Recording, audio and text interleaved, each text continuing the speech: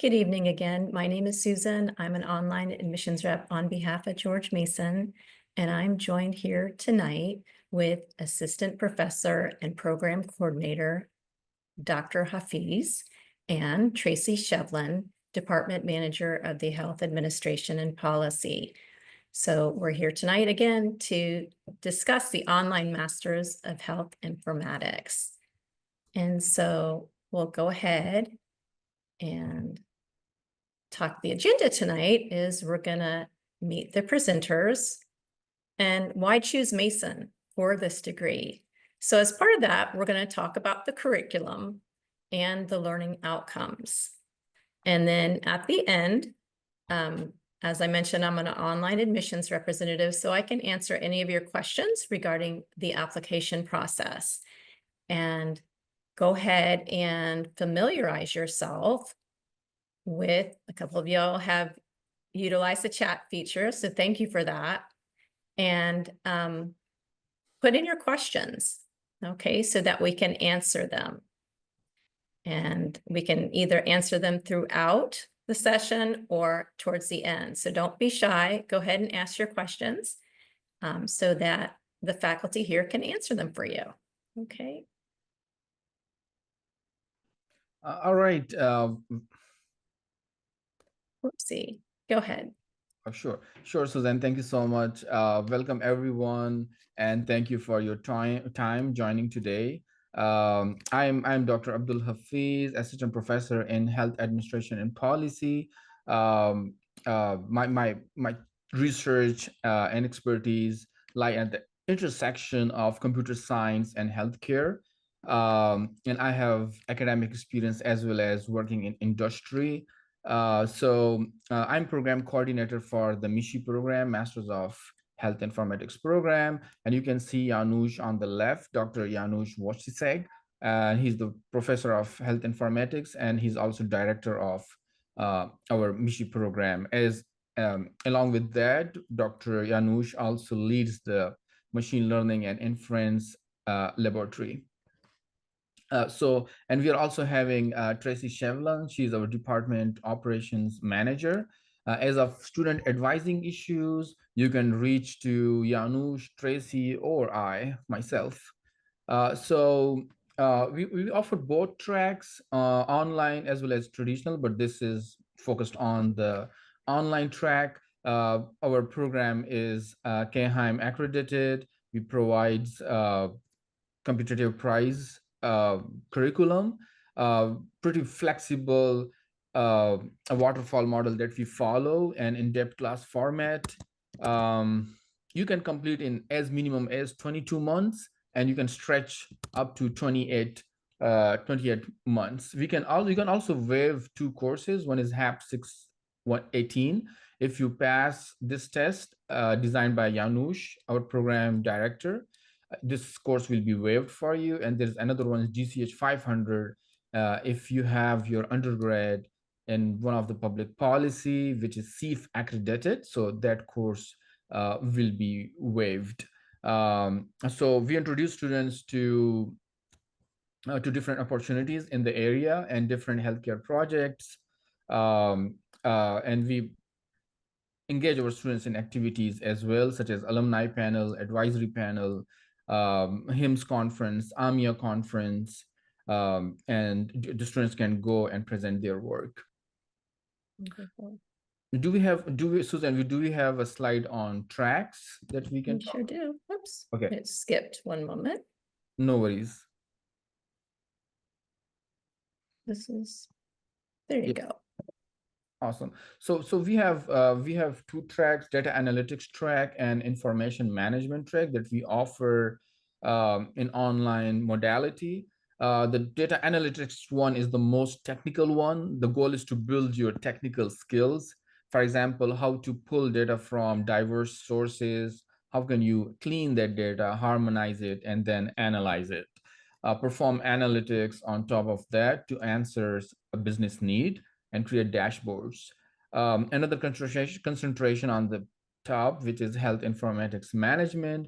It's basically a bridge between healthcare and the technology. It's more about the IT and healthcare management in a typical healthcare organization. We touch base on privacy and security of healthcare and several other types of skills that the students are required to build. It mapped the requirements between technical teams and stakeholders, for example, administration, and communicate the technical solutions. So you can see the courses in health informatics management track. You have statistics course about security, about project management, also organization behavior, and legal issues as well. While in data analytics track, since it's the most technical one, so you can see advanced statistics. Then 780, which is data mining in healthcare, you'll be working on how to build predictive models to predict, for example, the outcome of patients.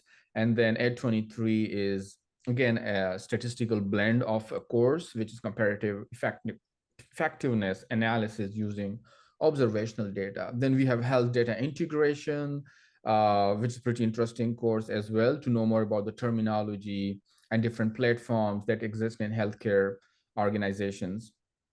And then statistical process control. Would you like me to go back a slide to discuss the core curriculum? Sure, that would be awesome, Suzanne. I'd like to point something out here on this slide. And Susan, I just sent you a note. So this is the core curriculum. However, a couple of these slides numbers are changing here. So you'll see that this 796 is the new capstone sequence number. The new pre-cap zone is 795. And 789 is no longer, well, it is a course, but it's going to be a 0 credit kind of preparation for your capstone. Actually, that's going to be the 795. There is a new course that replaces the 789 for credit, which is a new workshop course numbered as 786. Okay, great. So, but these are the core courses that everyone takes. So you'll be taking GCH 500 with other programs, correct? Such as the MHA? Conceivably, yes. Yep. Okay. All right. Dr. Hafeez, do you want to add anything? No, but that's good that Tracy brought those points regarding the last three items, 7, 8, 9, the workshop and capstone. So the goal of the workshop and capstone is to get an idea of how can I use what I learned in my academics in the industrial setup.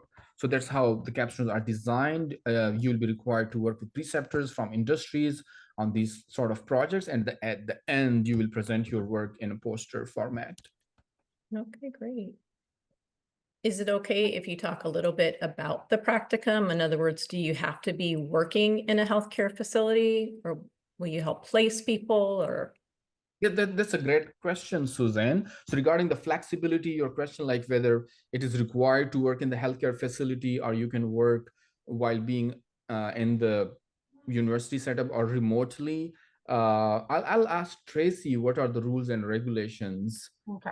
To share. Usually how I'll answer this one is your project needs to be approved by your capstone instructor.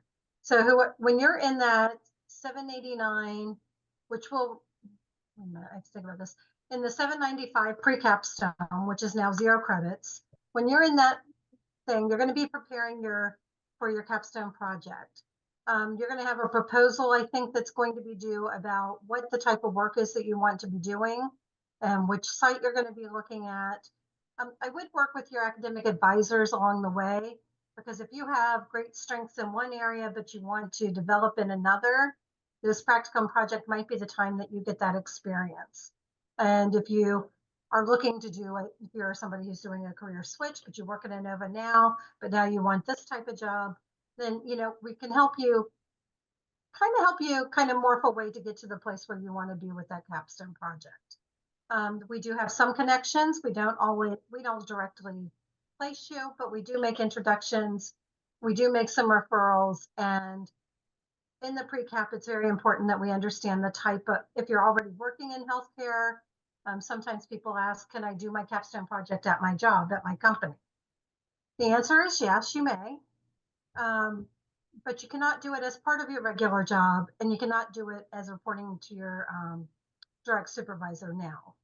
So if you're at Inova and you're in this section, but you want to do this other project, that's the type of thing that would be approved. But in that pre-capstone time is when you'll get that approved. Gotcha. And that is great information to know. I'm thinking if there's anything else. No, that's terrific. Thank you for answering that. Can I add a little bit here? I don't know if the students are familiar with how they go through the curriculum and even seeing it listed like this, but I think that you should know the formatting of being in the 8 weeks and taking one course at a time. So I know that these are local students. I don't know how familiar you are with Mason, but in Mason, in the traditional sense, we do the 15-week semesters. When you're doing the online program, instead of taking 2 or 3 courses at the same time, you're taking one course at a time in an 8-week condensed summer, almost like a summer class, condensed format, and you march through the curriculum in that fashion. Correct. Right. And also in addition to what Tracy mentioned, we have a waterfall model which the students follow in order to follow a specific trajectory we are ensuring that they graduate on time. Excellent. It's So very structured. Yep. yeah. So with the capstone, say if somebody was from California, for example, and they were working, they're a career changer, at least it would give them a lot of time to prepare because the capstone comes at the end. So that would let them know that, hey, by the end of the program, I'm going to need to find a place maybe for the capstone. Would that be correct? That's correct. Okay, perfect. And along the way, you're going to be, I'm not sure what's in that. I don't know, Dr. Hafeez, if you know, I haven't seen the new checklist of what they're doing in the new pre-capstone, but they may be collecting samples of your work and that kind of thing, or giving you a place to kind of collect the skill set and the projects that you're doing, because that will help you when you go to do that capstone or try to find that capstone project. Excellent. Another interesting thing is that the way I understand it is you can do this program while living overseas. Is that correct? You can. I think that it's only open to domestic students, though, that we have had occasionally somebody in the military who has had to go overseas. Okay. Those projects are sometimes a little bit challenging because whatever we do as a state institution, whatever that capstone affiliation agreement is going to say, it's got to be, somebody has to agree to it according to the laws of Virginia. Gotcha. So Okay. it can be done, but it's a little challenging, and it just depends on the type of organization and what the project is. Okay. Very good to know. Thank you. Would you like me to move to the next slide? Sure. Okay. So we have a question from a student regarding background, like if I have a background from medical labs, so am I eligible? And once I'm into the program, I graduate, what are the career tracks that I can pursue? So of course, we are getting lots of students with non-technical background. We are getting physiotherapists, we are getting dentists, we are getting medical doctors, and pharmacists. So it's perfectly fine as far as you take, but you have to take a bridge course that is designed to let you easily onboard on Python and SQL sort of skills, which are technical skills. And Tracy normally give you access to that bridge course. Or if you want, you can take any course on Coursera, Udemy, LinkedIn in order to learn more about those sort of skills. So because once you are into the program in the first semester, so for technical courses, the instructors start from 0, but once they start, they're pretty at faster pace. So it's always good to know bits pieces of SQL, Python sort of technical skills. And then the final question, like what are the career tracks out there? So of course, there's lots of tracks, and health informatics is still expanding. It's not constant, it's not declining, it's expanding at a faster exponentially rising pace. So you can get into the job, like you can apply for healthcare data analyst, healthcare data scientist, healthcare data engineer, health data software engineer, And there's so many roles coming up because they need people, not only IT experts, but with the medical domain knowledge, and that's what we are preparing you for. Isn't going away either. So always need healthcare and IT as well. Okay, so I can see the slide, Susan, but I think I already answered this one in answering the question of a student. You So sure did. It's expanding at a faster pace. And we did one data analysis. Professor Sania, she's a professor in health informatics, and she did some data analysis on job data from DMV area. And she found, like, right now, ophthalmologists, they are increasingly demanding for health informatics specialists. That's great. And the question, do you have to take the bridge course prior to the program? Correct. Once you are admitted into the program, so you have to request Tracy, and Tracy will give you access to the bridge course. And meanwhile, you can what you can do is you can take courses on Coursera, Udemy, YouTube have courses for free. Feel free to do so. And also there is w3schools.com where you can also practice SQL and Python. Dr. Hafeez, can you put those in the chat? Because I don't know as much about those as you do. If you'll Sure. just put those resources there. Of And I course. do want to explain that the bridge course is a free course and it's a self-paced course. So upon admission, and once you get your Mason credentials, that's the biggest hurdle that we have for you. If I could add you immediately, I would, but I have to have you have, because it's in our learning management system, we need to have you have Mason credentials. So then we just add it, you kind of pop around, and it covers areas where, depending on your backgrounds, maybe you had a lot of math, but maybe you haven't had math in 20 years. You never know. So there's some statistics, there's some programming, there's some Python, there's some SQL. And those things are really to help you prepare, and so that you're not completely lost upon your first, day in your classes. So the GCH 500 is your first class, so that still gives you a little extra time on the bridge course. But by the time you start in 618, which is in the second half of your first semester, you probably should have gone through that bridge course so that or one of these other resources, so that you are familiar with the content that's coming up your way. And again, it is free on our side, and these are the resources that he has added to the chat, which are also just publicly available, and you can kind of putz around at your own pace on those. Okay. And when you're accepted into the program as well, so that bridge course, like they said, is really helpful because that's going to set you up for success. But the students get access to LinkedIn Learning for free. Is that correct? So that's a great question, Susan. On LinkedIn, I was checking few days back, and some courses are free, and some ask you to pay.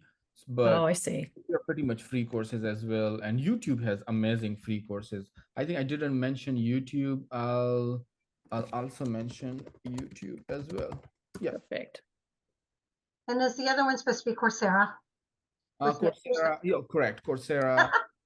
I'm sorry, I meant. That's okay. I just want to make sure. And W3 Schools is free, and you can do the assignments online, which is pretty awesome, and that's free. Awesome. And so it sounds like there's a lot of titles that new students that are graduating from the program would go by. In other words, so it could be, various, what would you say the titles that they would search for once they graduated? Would you mind repeating your question, Suzanne? Yeah, sure. So when students, upon completion of the program, would they look for health informatics title positions, or would it go by other titles?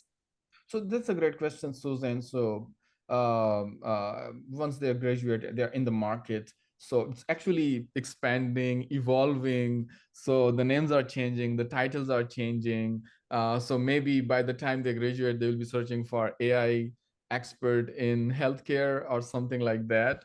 But mostly it's data analyst and data scientist roles. And AI is overwhelming as well, which will be there in a couple of years. pretty much. Yep.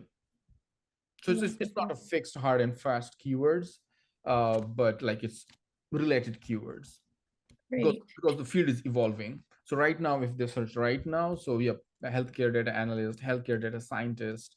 Sometimes it There we also go. like industry is different. So some companies will advertise their roles as healthcare data analyst. Some industry will just say we need a data scientist. For example, AstraZeneca, Kaiser Permanente, Pfizer, to name a few, right? And there are so many companies in Maryland as well. So it depends on the company as well, what sort of what sort of title they give to the job role. So it's a student job to go to Indeed.com, LinkedIn.com, and then search for the title and description, and then finalize and apply for the role. And you said Yeah, that I just popped in one of our things that we have on our other slide deck that one of the things that Janusz always says is that there's a boatload of these titles will change, and that's 100% correct. What you're going to be looking for are the skill sets that people need, because you know we have a lot of graduates, but you're going to be looking for who needs SQL and Python, who needs medical these things and EHR and all these liaison type things. But most of our graduates are not working directly for health systems. They are probably working more for health system affiliate type people, companies that work with those systems. So it is one of those things. But of course, every health system probably has health informaticists and database management and all of those things as well. that's a great list. Awesome. Thank you for that. And you mentioned that y'all are affiliated with HIMSS, is that correct? Or HIM, I don't know the acronym. HIMSS. Thank you. Students get a free membership through our affiliation with HIMSS. So being local, I saw that these the students, a couple of the students on tonight are local. They could literally go downtown to these meetings, the HIMSS National Capital Area meetings, and we highly encourage our students to participate. And you might also meet some of our faculty there and other students at these meetings. And some students are taking part in a mentorship program, which is at no cost to them, but they're really being connected with people in the industry as part of this. So it's very exciting. I have an idea, Susan and Tracy. How about we ask the participants what is their dream job role that they want to be after graduating? So they can send us in chat, right? So Sure can. they Sure ask me, can. my dream job is to become a professor and expert in my field, further progress in my field. So we can ask them. Susan, you can ask the participants. Yeah, no, you just did. So y'all know where the chat feature is. What's your dream job other than lying on the beach in Hawaii? Please tell us. Okay. And don't be shy in asking your questions. Feel free to get help from the roles that Tracy mentioned. Yep. Okay. Somebody replied. Oh, there you go. But this is what I elaborated, like, to let us know. Feel free to let us know about your dream job roles.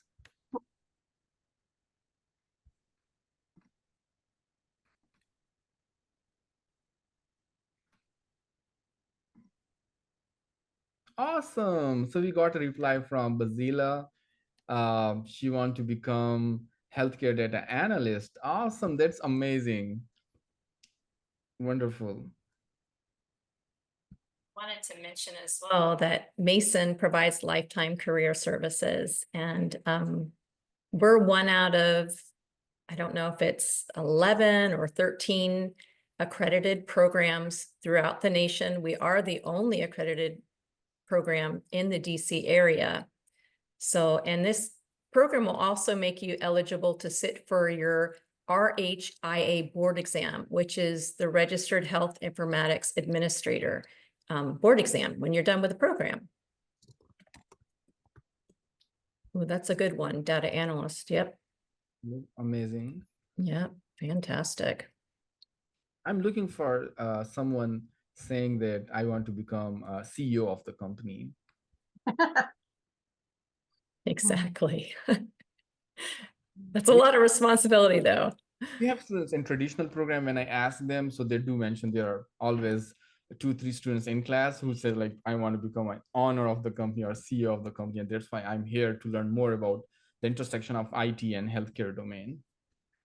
Ah, so the difference, what is the difference between, well, RHIA, I know is Registered Health Informatics Administrator. I'm not, what is RHIT, Dr. Hafeez?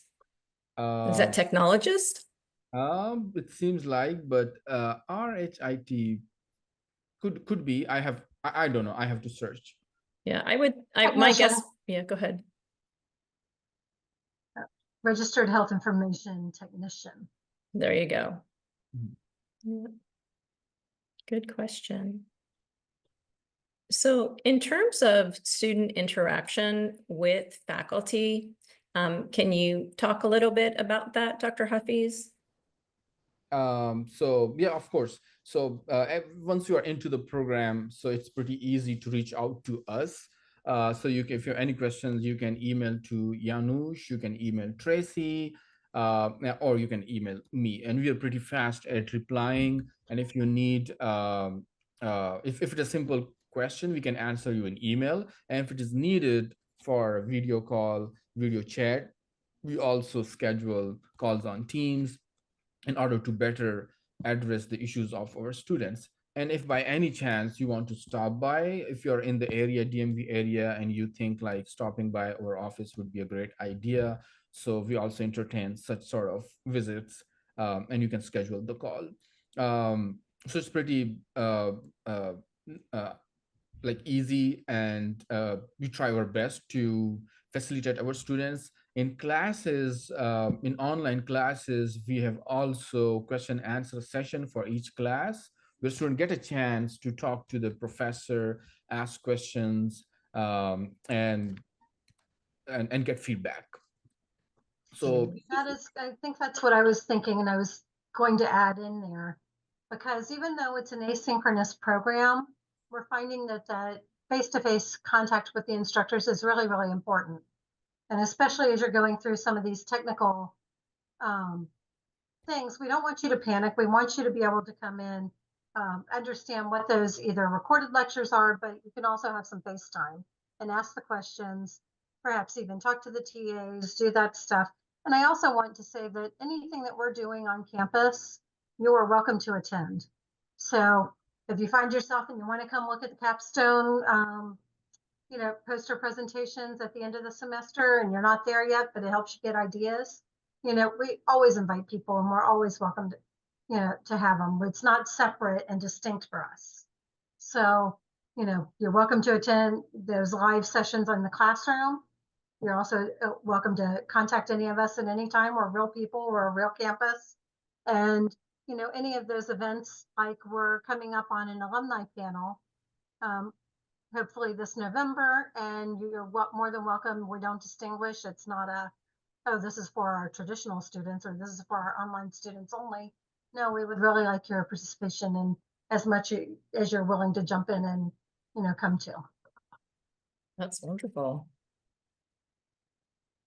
Okay, so, but with the online program, if you're not local and the lectures are for the most part asynchronous, but a lot of professors for their virtual office hours offer live sessions, correct? That is correct. And we're trying Excellent. to get it straight across the board for all classes and at the same day and time, so that you kind of know that Tuesdays at, I don't know if it's 7:30 or 7, that is the time that, our faculty are going to be online in their live sessions. It might not be the lecture that is the entire whole week, but it might be the talking points of what's the most, concerning. And we're not calling it office hours because you might say, oh, I don't really need to see the professor. We are calling it a live session, and it does give you some FaceTime with the instructors. So Excellent. And just in case you ever get the wild urge that you want to come to an on-campus class, we could probably make arrangements to do that as well. And you don't always have to. There is some sort of flexibility between the two, but we don't want to screw up your schedule. So with the very, strict matriculation pattern. Tracy, we have another question.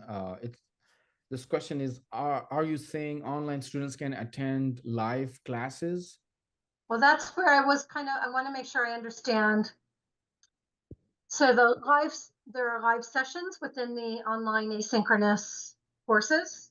So those are, we're not going to call them live 3 hour, 3 hours a week lecture classes, but there are going to be some live sessions in every single class and weekly, and you can choose to attend those. And that will give you that face time. If you really chose to attend a live traditional class, we could make arrangements for you to do that. Well, that's terrific. All right. Thank you for answering that. Okay. And how many hours would you say that students spend on classes? And I'm sure that varies depending on the type of student and your background and what class it is. But overall, what would you say? Is there a time per week on average? So basically, this question is like, it depends on the student itself. So also is which sort of background the student is coming from. If it is a non-technical background, so it might take a little bit of more time in the beginning, because it's like climbing the ramp, climbing the mountain. And once they are down the road in second, third semester, so it's more they are on highway and they just need to increase their speed. So it's a variable for every student. But if it comes to, for example, HAP 671 databases course, where they are learning SQL, so it's all about practice, and practice. So if they set up the software, so it will take them, I would say 5 hours or 6 hours per week, or maybe 5 hours on average for that sort of course. Terrific. And if Tracy has experienced more students than me before, so Tracy, would you like to share your experience on average? What, from your student feedback you have got, what would the average number of hours they need to spend a week, like the quality hours, not just? I would expect it to be between 5 and 10, depending on the week and depending on the assignments. Because at certain times you're going to have a heavier lift on projects, or it's easy to get sidetracked. But I was kind of thinking when you were just saying the practice, and some of that does take a lot of time. But it reminds me of a t-shirt that Janusz has that says, I hate programming, I hate programming, I hate programming. It worked. I love programming. So anyway, it is about the practice. Some of those things in the beginning really do take more time, but other things won't take as much time. So it's going to vary a little.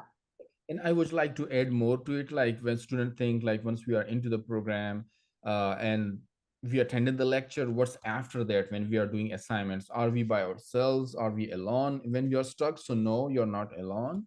You can send email to the professor. You can schedule an appointment during the professor's office hours, or you can just reach out to the TAs and tutors. So we have tutors and TAs, which are pretty helpful, pretty responsive, and they do reply fast. Wow, for every class, y'all have tutors? We have a selection that can, they're mostly our grads, so they are still, working to support students. So, and they're familiar with the curriculum, which is what's more important. There are TAs in some classes based on, really it's more about enrollment and teacher workload, but sometimes there's a TA, but there's always a tutor. So the faculty may respond, a TA may respond, or the tutors may respond. But we're here to ensure your success. And what would you say the typical class size is? Usually under 24. It could be anywhere between 12 and 24. That's fantastic. So you're not going to feel like a number. That's great. It's really nice. Okay. You can go ahead. I'll forward the slide. And so with respect to the application process, I would be the person that would be able to assist you throughout the process, along with my colleagues. Okay. We assist you all the way through. So I always tell my applicants, I'm sort of like your personal assistant through the process. So you do need a bachelor's degree ideally with a 3.0 or higher. However, we do allow a GPA addendum that you can submit along with that. Transcripts. Now, you can submit unofficial transcripts that show a degree conferral, and Mason can use those to make a decision. And then we will attempt to order official transcripts on your behalf as a courtesy. You need a resume, 2 letters of reference, and they need to be professional references, so no family or friends.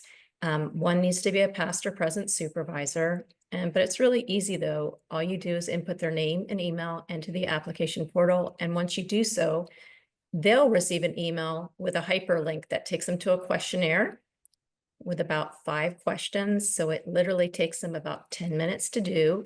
Now, if they do want to input more to write a statement, they have the ability to do that as well, but they don't need to. So we try to make things really easy for you.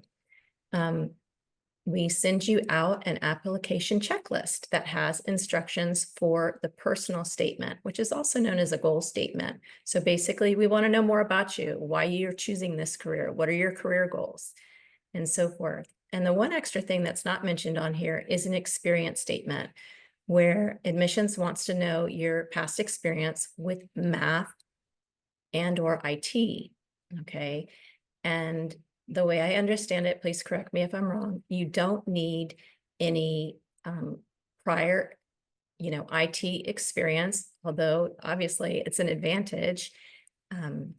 Is that correct? That's correct, Suzanne. So our program is designed in such a manner to facilitate students from non-technical background, and we have a bigger chunk of students from a non-technical background. So yeah, that's correct. Wonderful. And Mason as a whole tends to look at the student as a whole person, not just strictly their GPA. They look at their work experience, their prior jobs, and so forth. Is there anything else that you'd like to add? I think I would like to add those free courses, and even if it's not the bridge course per se, if your application, if you feel like reviewing it might not say express your complete interest in this, one of the things that we do look at is those people who do those things on Coursera or do another certification type thing to learn some of these things, because that shows us your interest. And in that goal statement, we're really looking at why George Mason, how can we help you achieve your goals? Because if you want to be a brain surgeon, this is probably not your program. But if you are looking for some of these job titles that we've talked about, and and you really want all the things that we've been telling you that we have for you to help you become successful, then we know you're a match and you're dedicated. And especially when you've done some of these other things on your own, that it shows your enthusiasm towards joining this program. And one of the things that we as admissions representatives can provide for you is, say you've never would statistics help? Okay, so that's what I thought. So we can provide you with LinkedIn Learning Statistics. It's free for 30 days. And the modules take 5-6 hours to complete. And then you can upload them, the certificates of completion as part of your application, and that will help to boost your file. And like Tracy mentioned, it'll show that you really, really want to do this. Okay, so. And in some cases, and I'll make a joke of this, but I'm sort of serious. But you might take that Python on LinkedIn Learning and say, this is not for me. Right, but you right. might say, if it scares you know what, you showed us that completion, you're still here and you're still interested. It does mean something of value to us. So anyway, it's, I'm joking, but I'm sort of serious, because it does show us that you've kind of seen what it is, you've kind of touched it, you know what it is, and you're still interested.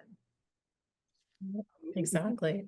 Yep. So Susan and Tracy, I just thinking like meanwhile for the sake of interactivity, we can ask students like if any one of participants have experience with some bit of SQL or Python or any capacity interacting with IT or computers. Okay, great.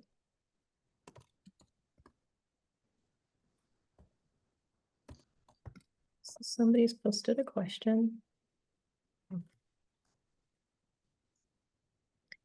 So somebody was asking, how frequently do you accept students with GPAs slightly lower than 3.0? Would you like to address that, Dr. Hafeez? I mean, an exceptional student with exceptional background, and like highly motivated students, demonstrating from their statement of purpose that yes, they really want to go through health informatics track. This is what they want. They have a story for it. So little bit of course, if like uh, you're very good with health informatics stuff, you are very good, you have past experience, and you can demonstrate yourself that you want to get through this program. And so in that case, even if the GPA is a little bit closer to 3, of course, we will let you through. Great. Is there anything else, Tracy, would you like to add?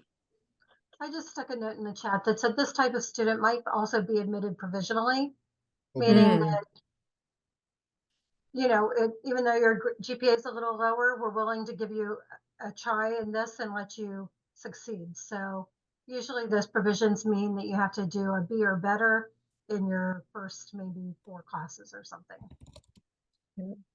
Great. And so Dr. Hafeez was asking if any of y'all have had any IT experience or any programming language experience. And while you input that into the chat, just wanted to reiterate again, so this program consists of 12 courses for 36 credits, takes approximately 24 months, okay? There's 3 semesters to a year, and what you're doing is you're taking one class every 8 weeks. The semester is 16 weeks, so you're completing 2 classes a semester, but you're just focusing on one class at a time, which is really ideal for working professionals. Okay.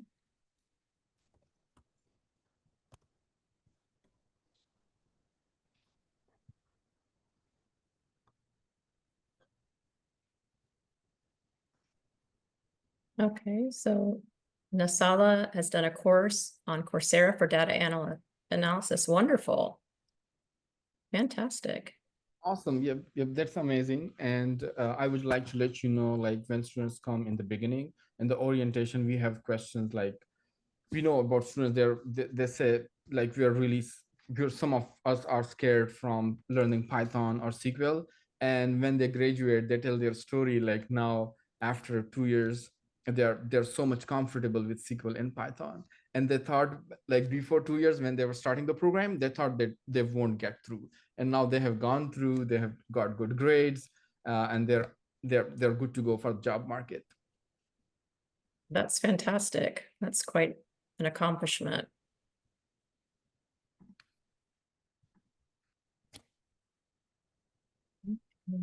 So if you have fear for SQL, Python, programming language, that's perfectly fine. As far as committed, you're motivated, trust me, you will succeed. That's wonderful. And I love the small class size too. That's really great. Of course, yep. It helps a lot interacting with the teacher, getting help from the professor, and getting in touch with the TAs and tutors as well. Okay, so Trelly's saying that she hasn't had any experience, and that's okay. No worries. We have lots of students like you joining the program, and once they are done with the program, they are pretty much doing well with SQL and Python and health informatics in generally. That's great. Okay. Nasala, you see, you wanted some IT experience because my current career as a lab med scientist does not use those skills. So you're trying to expand your career set or skill set. That's fantastic. Yep, yep, that's amazing. This would be the right program. Correct. Okay. So from the students, do you guys have questions for us? This is your open house, so we've told you what we want to tell you, but what kind of questions do you have for us? Don't be shy.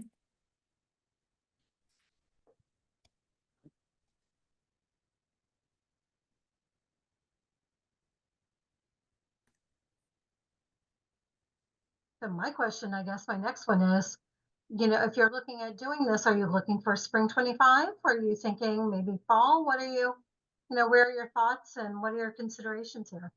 And just curious, we're here all the time, so it doesn't matter to us when you can come spring, you can come fall, I don't care. Spring 25, awesome. Yeah. So spring is January 13th. And then fall is August 25th. The sooner you start, the sooner you finish your education. And, Tracy was mentioning about, setting up your technology. And once you're accepted into the program, it's a whole process where you get your GMU email and you get access to the Patriot Web, which is where you access your courses. So key thing is if you're looking for January, the sooner you apply, the sooner you get a decision. It's rolling admissions. So, yeah. So on the screen here, you can scan that to apply. And this is the contact information for my team of colleagues. So if you're already working with an admissions representative, they'll continue to assist you. But if you haven't reached out, I or my colleagues would be happy to assist you. And I'll go ahead and post my contact information as well for you. So you'll have it. Again, we're happy to help you.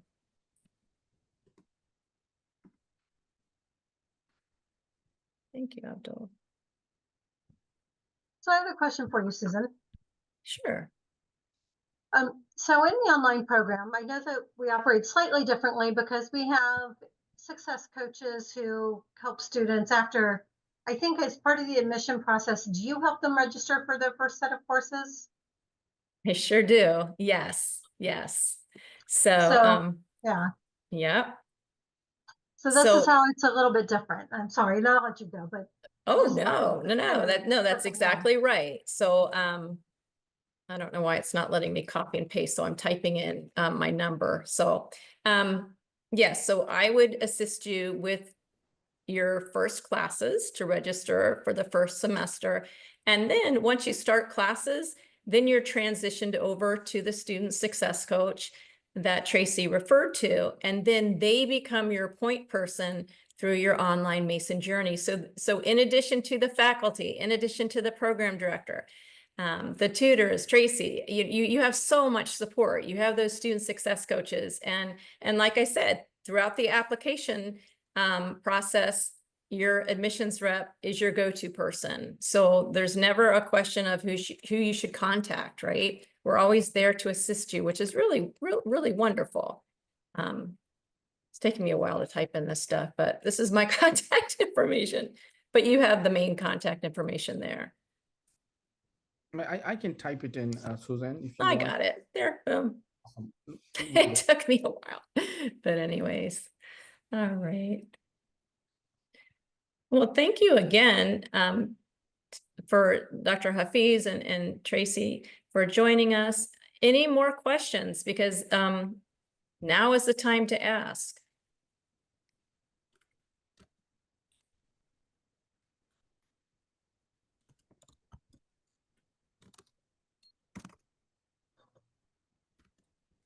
Okay, it doesn't look like there is. So again, Dr. Hafeez, thank you so much. Tracy, thank you again for all of your input. It was so wonderful to share your expertise about this amazing program. And students, thanks for joining us this evening. I hope you have a wonderful evening.